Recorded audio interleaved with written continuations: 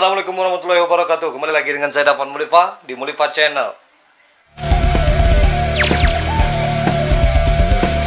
Oke, sekarang kita akan membicarakan tentang kerajaan-kerajaan seperti biasanya ya kan. Ini sejarah tentang kerajaan Brunei Darussalam. Jadi kerajaan Minangkabau itu banyak menciptakan orang-orang berkualitas dari zaman dulunya, seperti kerajaan Filipina yang dibentuk atau didirikan oleh Tuanku Bagindo, seperti kerajaan Negeri Sembilan, seperti dan kerajaan lain-lainnya. Dan ini juga ada kerajaan dari Brunei Darussalam atau pendiri Brunei Darussalam itu sendiri. The founder of Brunei Darussalam adalah keturunan dari Minangkabau. Siapakah dia?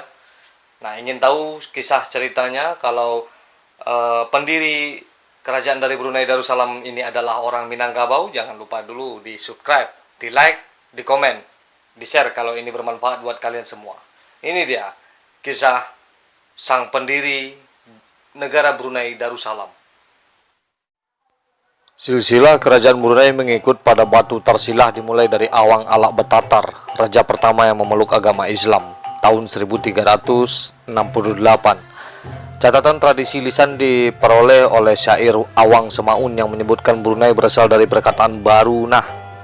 Setelah rombongan klan atau suku Sakai yang dipimpin Patih Berbai pergi ke sungai Brunei mencari tempat untuk mendirikan negeri baru, setelah mendapatkan kawasan tersebut yang memiliki kedudukan sangat strategis, yaitu diapit oleh bukit air mudah untuk dikenali serta untuk transportasi dan kaya ikan sebagai sumber pangan yang banyak di sungai, maka mereka pun mengucapkan perkataan Barunah yang berarti tempat itu sangat baik, berkenan dan sesuai di hati mereka untuk mendirikan negeri seperti yang mereka inginkan. Kemudian perkataan Barunah itu lama-kelamaan berubah menjadi Brunei. Di sini untuk sementara dapatlah kita simpulkan berdasarkan syair Awang Semaun bahwa Patih Berbai adalah pimpinan rombongan suku Sakai yang melakukan migrasi dari luar Pulau Borneo untuk mendirikan sebuah negeri. Sebagaimana umum diketahui, suku Sakai menelisik sisi historis adalah sekumpulan orang Minangkabau yang melakukan migrasi ke pedalaman Riau pada abad ke-14 Masehi. Seperti halnya suku Ochu, orang Kuantan dan orang Indragiri. Suku Sakai merupakan kelompok masyarakat dari Pagaruyung yang bermigrasi ke daratan Riau berabad-abad lalu. Dari sinilah kelompok masyarakat Sakai yang dipimpin Patih Berbai berlayar menuju Borneo dan mendirikan sebuah pemukiman. Dari gelar yang digunakan Patih Berbai pun sangat erat hubungannya dengan gelar bangsawan Pagaruyung yang sering menggunakan kata istilah patih. Contohnya seperti perpatih dan sebatang. Masih dalam syair Awang Semaun itu juga disebutkan nama saudara dari Awang Alak Betatar yang mirip dengan nama yang dipakai kerajaan Minangkabau tempo dulu seperti gelar Patih dan Damong. Begitu pula gelar Pangeran Bendahara dan Pangeran Tumenggung. Kalau di Minang Katumanggung atau Katumanggungan. Sementara kedatangan masyarakat Minangkabau yang kedua dapat dilihat dari datangnya kerabat di Raja Minangkabau yang bernama Raja Umar pada masa pemerintahan Sultan Nasruddin tahun 1690 sampai 1710. Kemudian Raja Umar yang selanjutnya dikenal dengan Datuk Godam ini datang ke Brunei menyamar sebagai saudagar.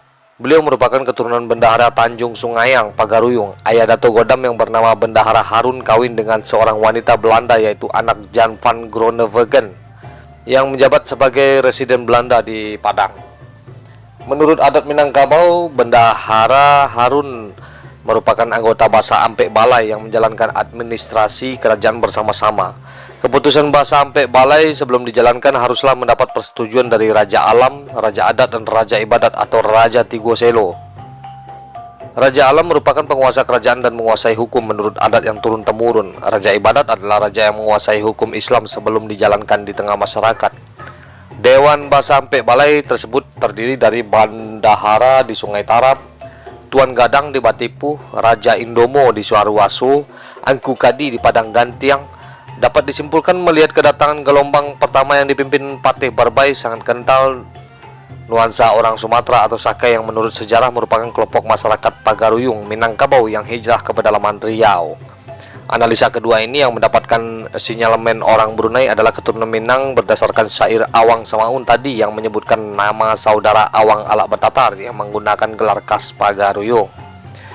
Kemudian gelombang kedua yakni kedatangan Raja Omar atau Datuk Godam. Datuk Godam merupakan seorang yang bijaksana dan terdidik, serta memiliki pengetahuan yang tinggi sehingga dirinya cepat dikenal di Brunei. Kehadirannya disambut baik oleh Sultan yang memerintah saat itu, yaitu Sultan Nasruddin, karena dinilai memiliki pengetahuan dan kecakapan dalam menjalankan pemerintahan.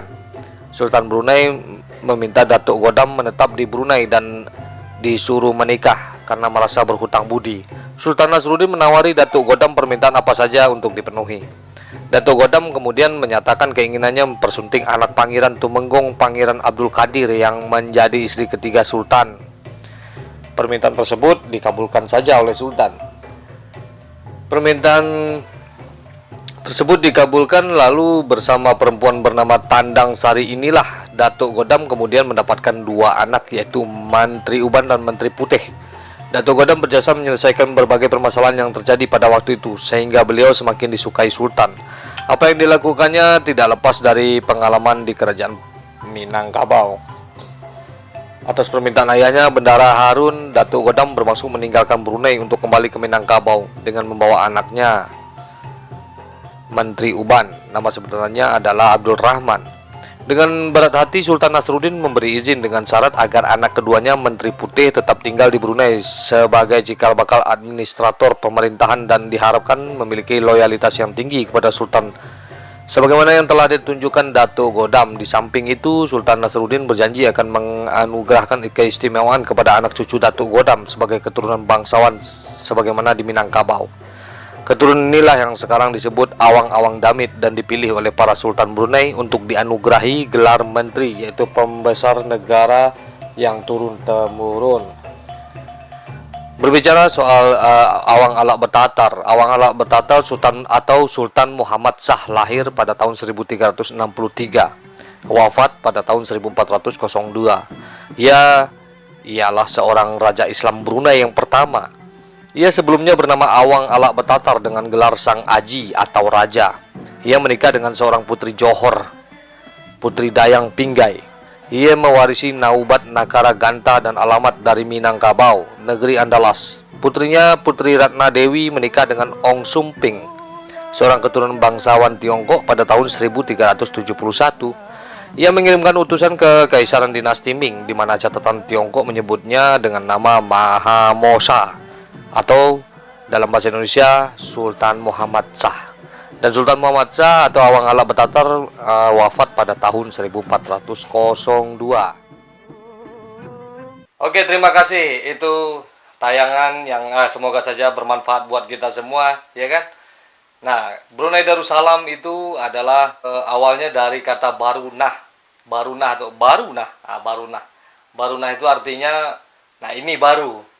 Ini baru yang kesukaan saya, atau ini baru yang saya senangi, ini baru tempat yang saya inginkan gitu. Jadi berangsur-angsur waktu menjadi Brunei. Nah, Brunei Darussalam ini sekarang dipimpin oleh Sultan Hassanal Bolkiah. Salam hormat buat Sultan Hassanal Bolkiah. Semoga selalu tentram memimpin negara Brunei Darussalam untuk kedepannya. Oke, seperti biasanya, majulah Minangkabau, majulah Indonesia, selalu di Mulifa Channel.